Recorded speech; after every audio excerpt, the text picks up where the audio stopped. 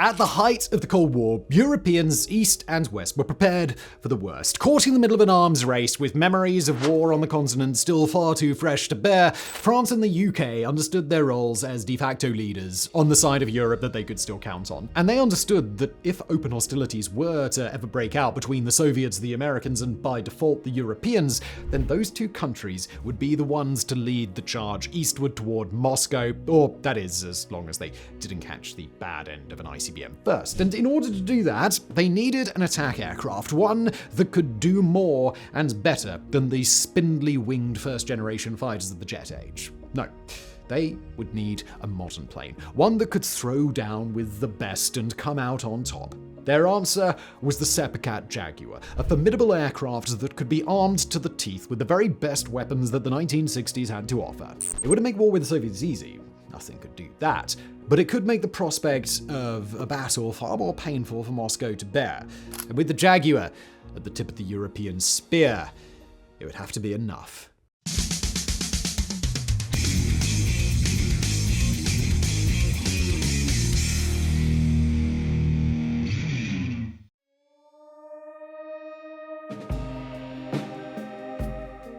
Now, technology has a tendency to develop in leaps and bounds, often moving on so fast that even the most expert decision makers struggled to keep up. In the early years of the Cold War, that was certainly truer than ever. In the wake of World War II, the world was dealing with so many technological advancements at once in so many different directions that the highest levels of world governments could hardly make sense of the trends that they were seeing. And for a job with as high stakes responsibility as, say, preparing your country's military arsenal for a potentially cataclysmic war, that sort of confused indecision can be a major problem. Choose the right path forward, then great, but better to try something, anything, and have it be the wrong path than do nothing at all. It was this sort of hurried conjecture that led British Defence Minister Duncan Sandys to issue a white paper report in 1957 in which he made a postulate that, if proven true, would turn the defence world on its head. The age of the manned combat aircraft was over, he proclaimed. Forget the jet plane, forget the strategic bomber, it was all about the guided missile now. With Sandys' white paper came the red pen. During the years of Sandys' tenure as Minister of Defence, then Aviation, he slashed budgets and cancelled programs for a wide range of British aircraft in development.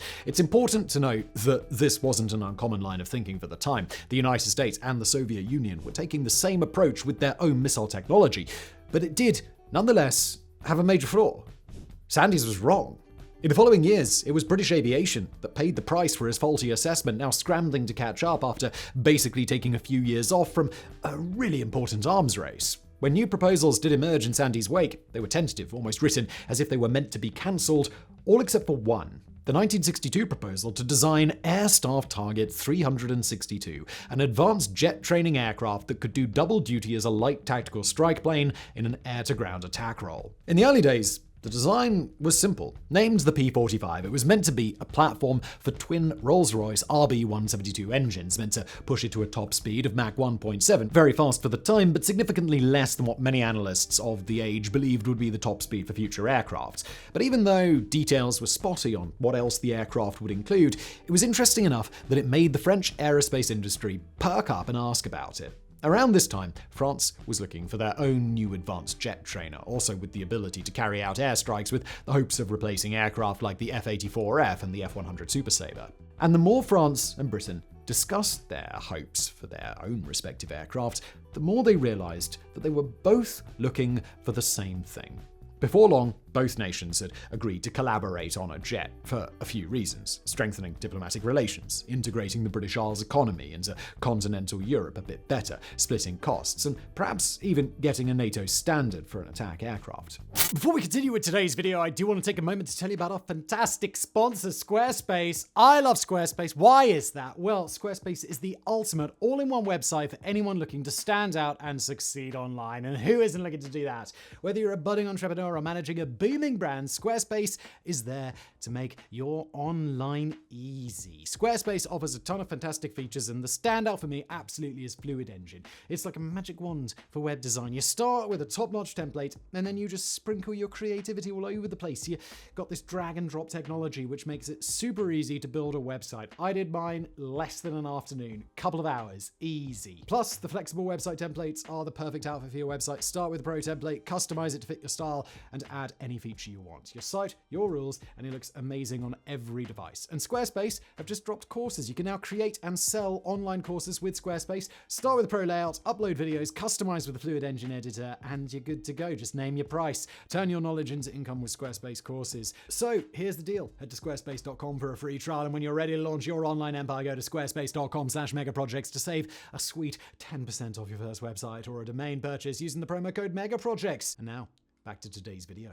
At first, when a memorandum was signed between Britain and France in 1965, it looked as if they'd be producing two fighter jets, a trainer and light strike plane, and a dedicated strike fighter using a swing wing design. Now, for our purposes today, we're going to spoil the ending on that swing wing design. Basically, it just didn't work out. But the light attack aircraft was another matter entirely, and within a year, the French company Breguet and the British Aircraft Corporation had formed a joint venture known by the French acronym of SEPECAT. Their plane would include a few key components: a new French-designed landing gear system, advanced British wing models and lift devices, and the basic outline of a discarded French design known as the BR-121. The aircraft would have its production line split into two between Britain and France, where Britain would produce a more advanced tactical strike version and France would be responsible for the trainer. But while this all sounded great in theory, it wasn't quite so simple in practice. The attack version of the aircraft needed more bells and whistles than the trainer, to the point that the French design it was based on was heavily reworked by the time production started. It was made supersonic, given an overhaul to its avionics and navigational systems, provided with a laser rangefinder and fitted with a moving map display, while on the outside the fuselage was redesigned, the cockpit was shifted around, the wings were thinned, and it was given afterburning engines. For all intents and purposes, it was like trying to disguise Usain Bolt as an average guy running a 5K just by putting him in funny glasses and a moustache. As time went on, the French and British designs continued to diverge, and when the French company Breguet was taken over by Dassault, a larger aerospace corporation, their designs were changed too. France cancelled that second swing-wing fighter design due to costs, meaning that both countries were now SOL in terms of a dedicated strike aircraft. But West Germany, who'd been keeping an eye on the program, were now looking to get in on the action and even place a few orders. And to add on the pressure just a little bit more, the General Dynamics F-111 Aardvark wasn't seen as a reliable replacement to fill that same role as a foreign import fighter. All these factors were eventually enough to push the SEPECAT program into predominantly an attack aircraft, not a trainer, and all parties involved began to settle in on a final design. Known as the Jaguar, It would replace British F-4 Phantoms as close support and tactical strike aircraft, and replace the Étendard 4 on the French side, while other models like Dassault's Alpha Jet would step into the void as a training aircraft. The Jaguar's first prototype flew in September 1968. It crossed the sound barrier 2 flights later, and by 1969, 3 of the prototypes made their debut at the Paris Air Show. Despite all the trouble, Britain and France had finally been able to agree on what they wanted their aircrafts to be, and by all accounts, it was pretty damn cool.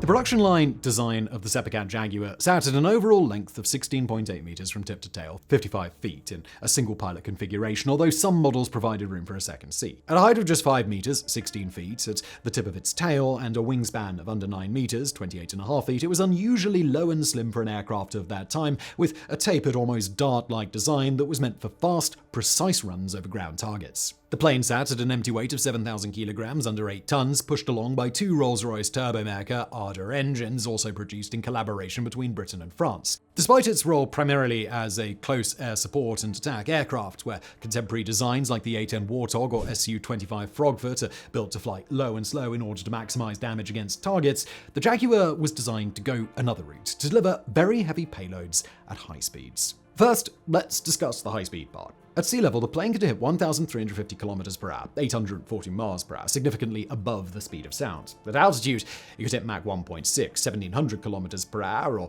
1,056 miles per hour. It did possess the ability to fly slowly when needed. With a landing speed of just 213 km per hour, 132 miles per hour, it could concentrate fire for a decent length of time before pulling up, firing its engines, and getting back to supersonic speeds post-haste. Running just on internal fuel, the Jaguar featured a respectable range for a ground attack plane of 815 kilometers if it was flying high for most of its journey, or 575 kilometers if it was hugging the ground. Those figures got a good bit better if it could add external fuel tanks. The plane featured a service ceiling of 14,000 meters and could climb about 9,000 of those meters in just 90 seconds. Predictably, for such a powerful set of engines, it could also take off with just 580 meters of runway and needed even less space to land, making it perfect to operate from forward airfields and austere environments. And even though it should be no surprise to say that a ground attack aircraft could carry, the ordnance required to attack ground targets, that somewhat understates just how powerful the Jaguar was. In addition to two 30mm revolver cannons capable of firing 150 rounds each, the Jaguar was fitted with 7 hardpoints, 6 on the wings and 1 on the centerline, a remarkable exercise in space conservation when we consider just how narrow its wings were. On those hardpoints, it could carry up to 8 rocket pods, each carrying 18 68mm rockets. That's 144 in total, although after you fire the first 100, there's probably nobody left on the ground to count the rest of them. Alternately, the Jaguar could carry 2 Sidewinder missiles on its usual over-wing pylons, or a combined 4,500 kilograms or 10,000 pounds of other ordnance, from anti-ship, anti-radiation, and anti-radar missiles to unguided or precision bombs to reconnaissance pods to drop tanks to nuclear warheads. In terms of its avionics, the Jaguar was advanced for its time, with early versions featuring a double gyroscopic attack system, eventually replaced by inertial navigation systems and a heads-up display or HUD. Although it struggled with reliability, the Jaguar featured a laser target marking system, a significant improvement on what was available in competitor aircraft. As time went on, the plane was modified with better radar systems, GPS and terrain reference navigation, as well as a data link and compatibility with night vision goggles. Although the base version of the Jaguar certainly wouldn't keep up with the modern aircraft today, it was a valuable step in one-upping the Soviet Union's air fleet, and it proved remarkably able to keep pace in the evolving world of aerial warfare. Furthermore, it was designed to be easily maintained in austere environments, with repair crews not needing so much as a ladder to get to most spots on the plane, and it was known for its handling and even its acrobatic potential by pilots in the field. Funnily enough, its rugged landing gear was one of its most interesting design elements. The nose gear retracted by moving rearward, but the main gear retracted by moving forward, sort of pinching together in the center of the plane. The French picked up 160 copies of the Jaguar A, while the British acquired 165 Jaguar S variants, with both the A and the S being each respective country's single-seater versions of the plane. Both variants were built for an all-weather tactical strike and ground attack role, with minor differences in their avionics. Britain bought 38 copies of the Jaguar B, while France bought 40. These were the 2-seat trainer version, although Britons were equipped to fulfill a secondary attack role if they were ever needed. France also worked hard to produce the Jaguar M, a carrier-capable variant, and although the M was eventually cancelled in favour of a Dassault plane, this move has been widely regarded as a mistake by France ever since it happened. Several other countries requested and were granted export versions of the Jaguar for themselves. 35 went to India, while 101 more were built there by an Indian aerospace company using SEPECAT specifications, including 12 used as maritime strike aircraft. Oman got 24 of the planes, Nigeria picked up 18, and Ecuador received 12. In total, 543 of the Jaguars would be built, including all the prototypes, production models, variants, and export planes, not quite putting it on par with the A-10 or the Su-25 in terms of proliferation, but nonetheless cementing it as a major player in the global balance of power.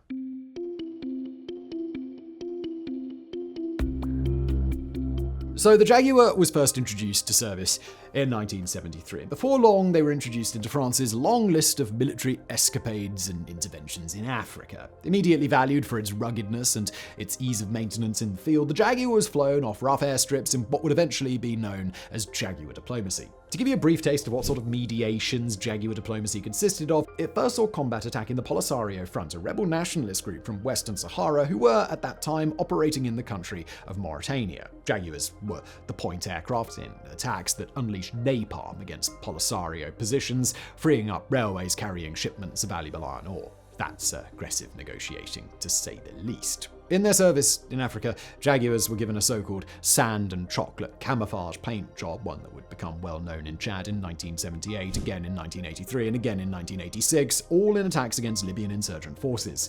In the latter attack in 1986, Jaguars would crater a Libyan airbase in occupied northern Chad, and a year later they'd do the same thing to Libyan radar stations. Across all these operations combined, a total of 2 Jaguars would be shot down with the loss of just 1 pilot, and they were consistently protected from Libyan saboteurs who had hoped to take them out of play while on the tarmac. In the following years, France would make use of the Jaguar in the First Gulf War, where a force of 28 aircraft carried out over 600 combat sorties against Iraqi ships, armored divisions, and missile launch sites. For those 600 sorties, the French paid with damage to one Jaguar, a plane that was able to return to base safely and be repaired.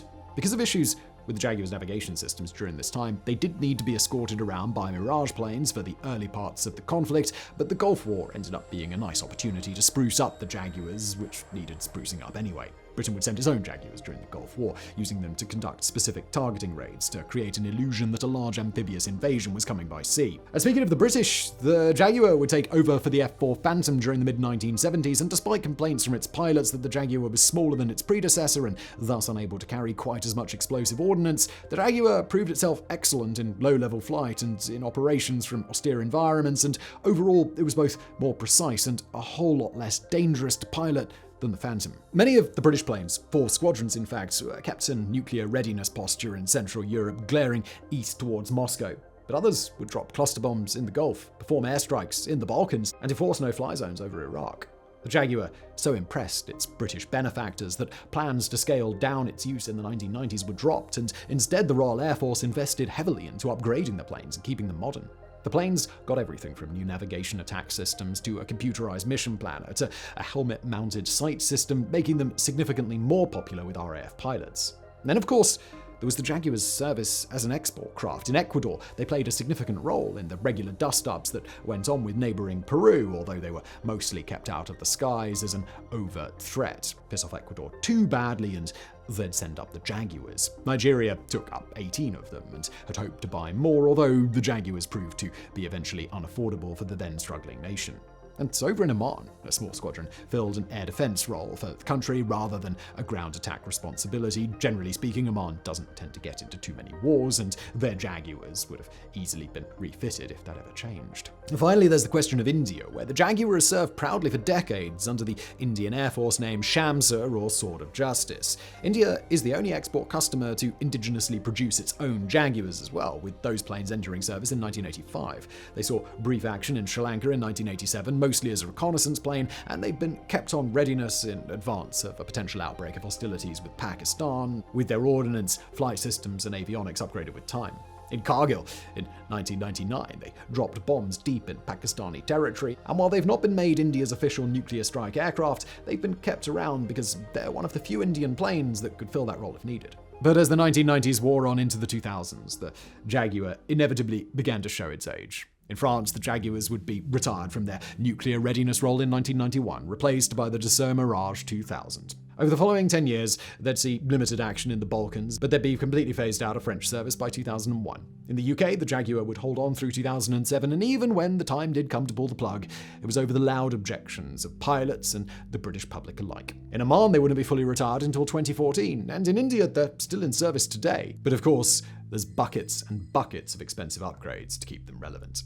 All in all, it's tough to really pin down the legacy of the SEPECAT Jaguar, simply because it never really saw real large-scale combat on the level of other renowned attack aircraft around the world. Although the Jaguar was vital in keeping a Cold War posture for Britain, France, and India, it served during a time when none of those countries embarked on major military expeditions abroad and were not threatened by any imminent challenge to their own sovereignty. In the conflicts where the Jaguar did serve, it performed very well, and it was well liked by the people charged with flying it. But as for how well it would have done on the missions filled by comparable aircraft of its day, well, we'll never know, because the majority of that potential was just left on the runway.